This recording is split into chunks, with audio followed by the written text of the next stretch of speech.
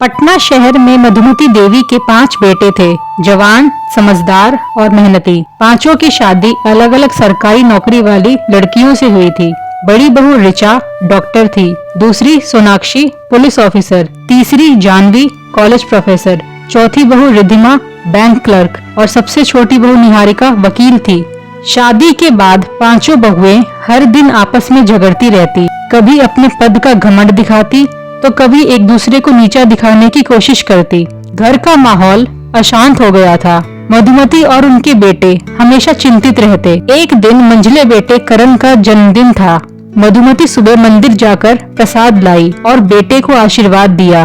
करण ने हैरानी से पूछा, कुछ खास है क्या? मधुमती बोली, आज तेरा जन्मदिन है। करण मुस्कुराया और बोला, मैं तो भूल ही गया था। सोनाक्षी ने भी याद नहीं दिलाया। उसे तो हर वक्त पुलिसगिरी से फुर्सत नहीं मिलती। जब वे नीचे आए तो देखा पांचों बहुएं फिर से झगड़ रही थी।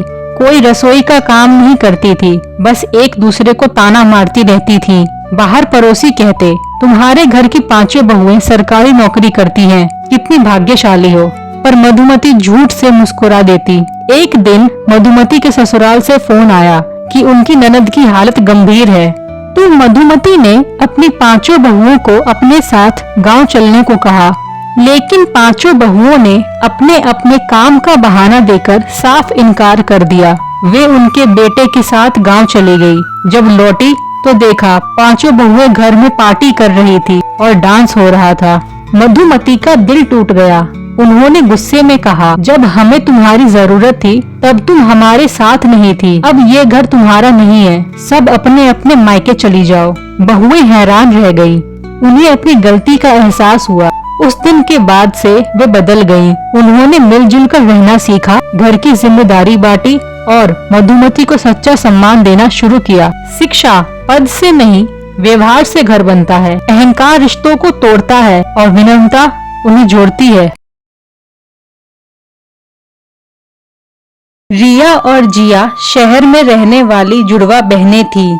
बचपन से ही दोनों एक दूसरे की परछाई थी। रिया शांत, संस्कारी और पारंपरिक सोच वाली लड़की थी, जबकि जिया खुले विचारों की, आजाद ख्यालों वाली लड़की थी। दोनों हमेशा एक साथ रहती, पढ़ाई करती और एक दूसरे के सुख दुख में साथ देती। जब वे बड़ी हुई तो उनके लिए रिश्ते आने लगे, लेकिन उन्होंने सभी रिश्तों को ठुकरा दिया क्योंकि वे शादी के बाद भी अलग नहीं होना चाहती थी। उनकी इच्छा थी कि दोनों की शादी एक ही घर में हो ताकि वे हमेशा साथ रह सके। वे जुड़वा भाइयों की तलाश में थी जो उनके सपनों को पूरा कर सके। एक दिन जिया के बॉयफ्रेंड रोहन ने उसे फोन करके बताया कि उसके माता पिता ने एक लड़की पसंद कर ली है और वे रिश्ता पक्का करने जा रहे हैं। यह सुनकर जिया को बहुत दुख हुआ और वह रोने लगी। शाम को जब रिया को देखने के लिए लड़के वाले आए तो पता चला कि लड़का कोई और नहीं बल्कि रोहन ही था। उसके साथ उसका जुड़वा भाई मोहन भी था।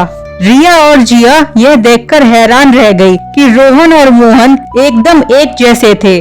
उन्होंने बिना देर किए शादी के लिए हाँ कर दी। यह देखकर उनके माता पिता भी खुश हुए। शादी की तैयारियां धूमधाम से शुरू हुई। शादी के दिन रिया और जिया ने एक जैसे रंग के खूबसूरत लहंगे पहने, समान चूड़ियां और गहने पहने। उनके बालों का स्टाइल भी एक जैसा था।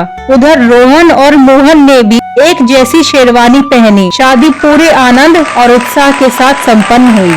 शिक्षा, यह कहानी हमें सिखाती है कि असली खुशी अपनों के साथ रहने में होती है। रिश्ते वही अच्छे होते हैं जहां आपसी समझ और प्यार हो। भाग्य हमेशा हमें हमारी सच्ची खुशी की ओर ले जाता है। बस हमें धैर्य और विश्वास बनाए रखना चाहिए।